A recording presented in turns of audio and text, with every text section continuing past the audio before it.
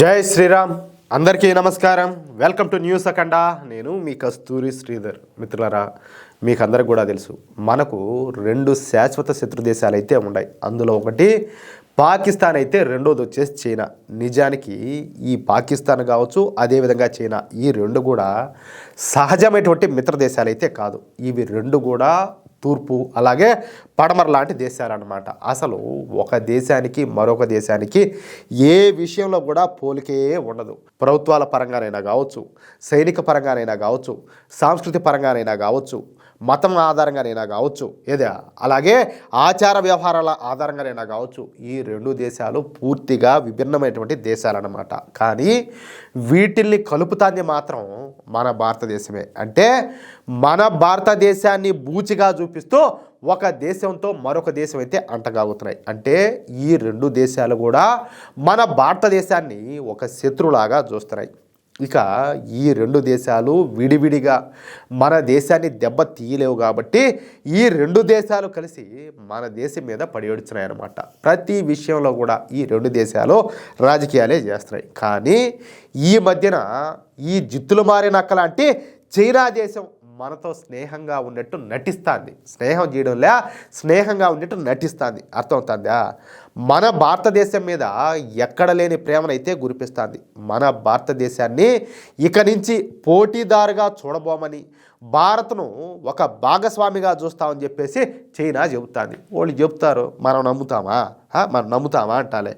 అంతేకాకుండా భారత్కు కొన్ని వెసులుబాట్లు కూడా కల్పించింది. ఎప్పుడూ లేనిది ఈ మధ్య కాలంలో భారత్కు ప్రత్యేకమైనటువంటి గౌరవాన్ని కూడా ఇస్తుంది. నేను ఈ మధ్య కాలంలో అని చెప్పేసి ఎందుకన్నారంటే, ఇంతకు ముందున్నటువంటి భారతదేశం అయితే, అంటే కాంగ్రెస్ పరిపాలనలోని భారతదేశం అయితే అదిరించో బెదిరించో ఏదో ఒక విధంగా ఈ చైనా తాను అనుకున్నది అయితే చేసేదన్నమాట. మన భారతదేశాన్ని తేలిగ్గా తన దారిలోకి అయితే తెచ్చుకునేది. కానీ ఇప్పుడు ఆ పరిస్థితులు అయితే లేవు. చైనా బెదిరిస్తే బెదడానికి ఇక్కడ ఎవరు కూడా సిద్ధంగా లేరు. చైనా ఒక దెబ్బ కొడితే ఇప్పుడు నరేంద్ర మోడీ సారథ్యంలోని భారతదేశం రెండు దెబ్బలు కొట్టడానికి సిద్ధంగా ఉన్నది. చైనా డి అంటే భారత్ సై అంటుంది. అర్థమవుతుందా? ప్రతి విషయంలో కూడా ఇప్పుడు మన భారతదేశం చైనాకు పోటీగా నిలబడుతుంది. అందుకే చైనా 2 అడుగులు వెనక్కి తగ్గి మన భారత్తో స్నేహాన్ని నటిస్తుందన్నమాట. అందుకు కారణం వచ్చేసి అమెరికా.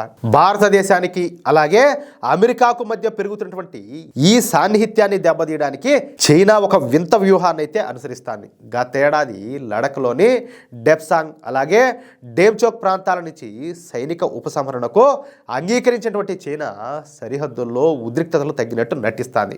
అర్థమవుతుందా? కానీ ఇది కేవలం అమెరికాకు భారత్ దూరం కావాలనే ఉద్దేశంతో చేస్తున్నటువంటి ఒక టాక్టికల్ మూవ్ అన్నమాట. ఈ విషయాన్ని సాక్షాత్తు అమెరికన్ రక్షణ సంస్థ అయినటువంటి పెంటగాన్ తన నివేదికలు అయితే తెలియజేసింది. ఆఫ్ కోర్స్ ఈ విషయం మన మోడీ గారికి అయితే తెలియదు కాదు. కానీ ఇప్పుడు ఈ పెంటగాన్ సంస్థ మరొక నివేదికను కూడా విడుదల చేసిందనమాట. ఆ నివేదిక ప్రకారం ఈ చైనా పాకిస్తాన్తో పాటుగా బంగ్లాదేశ్, శ్రీలంక, థాయిలాండ్, యుఏఈ వంటి మరొక 20 దేశాల్లో తన సైనిక ఉనికిని చాటుకోవడానికి ప్రయత్నాలు చేస్తుందంట. ఎవరో ఈ జిత్తులు మారినటువంటి చైనా. ఇది ప్రపంచవ్యాప్తంగా అమెరికా అలాగే భారత ప్రయోజనాలకు ముప్పుగా పరిణమించే అవకాశం అయితే ఉందంట.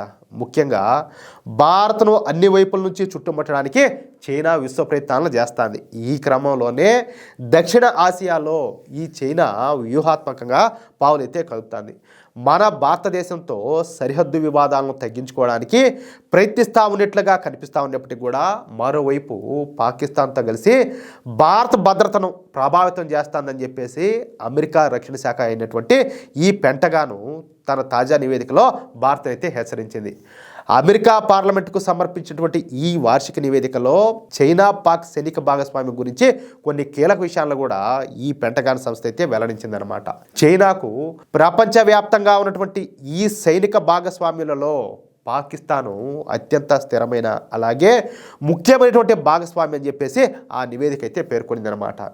ఆయుధాల విక్రయం అలాగే ఉమ్మడి ఉత్పత్తి అలాగే సైనిక శిక్షణలో చైనా పాక్ మధ్య సహకారం నిరంతరం పెరుగుతుందంట. ఇకపోతే పాకిస్తాన్ సైనిక ఆధునీకరణలో చైనా పరికరాలే ప్రధాన పాత్ర పోషిస్తాయని చెప్పేసి స్పష్టం చేశారు. అలాగే గగనతల, భూతల, నావికా రంగాల్లో అత్యాధునికమైనటువంటి ఆయుధ వ్యవస్థలను చైనా పాకిస్తాన్కు బదిలీ చేస్తుందని చెప్పేసి ఈ నివేదిక అయితే వివరించింది.